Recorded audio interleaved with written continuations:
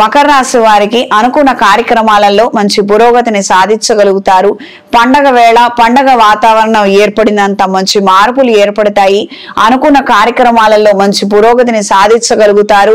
ఎట్టకేలకి ఎన్ని సమస్యలు ఉన్నప్పటికీ కూడా ధైర్యంతో సాహసంతో నిలబెట్టుకోగలుగుతారు, నిలదొక్కుకోగలుగుతారు.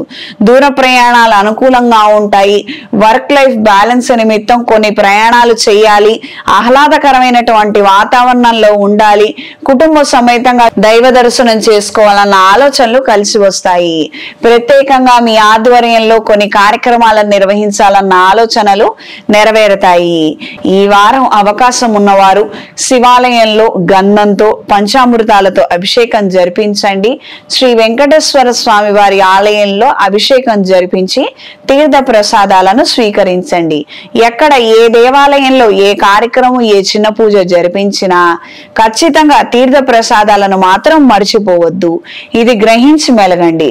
మనం చేసింది కాదు, మనం వేరే వాళ్ళ పేరు మీద చేయించాము, మనకు అవసరం లేదు కదా అని మాత్రం అనుకోవద్దు. మన పేరు మీద కార్యక్రమం జరగకపోయినా పిలిచి ఎవరైనా ప్రసాదం పెట్టి తీర్థం ఇస్తున్నప్పుడు కళ్ళకద్దుకొని తీసుకోండి. తద్వారా మంచి ఫలితాలు ఏర్పడతాయి. రాబోయే రోజుల్లో మీరు కూడా అంతటి మంచి కార్యక్రమాలను ఈ కార్తీక మాసంలో జరిపించగలుగుతారు. ఈ రాశిలో జన్మించిన స్త్రీలకు వృత్తి ఉద్యోగ వ్యాపారాలలో మంచి ఫలితాలు సంప్రాప్తిస్తాయి. ఎంతో కాలంగా ఆగి ఉన్నటువంటి ధనాన్ని సొమ్ముని తిరిగి మీరు దక్కించుకోగలుగుతారు. ఒకానొక సందర్భంలో చేసినటువంటి రుణాన్ని పూర్తిగా చెల్లించి వేసే విధంగా మంచి సదవకాశాలను పొందగలుగుతారు.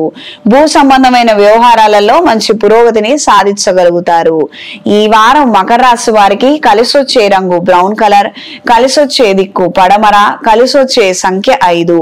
ప్రతిరోజు శ్రీ వెంకటేశ్వర స్వామి వారి వజ్ర కవచాన్ని పఠించండి. శనిగ్రహ స్తోత్రాన్ని పఠించండి.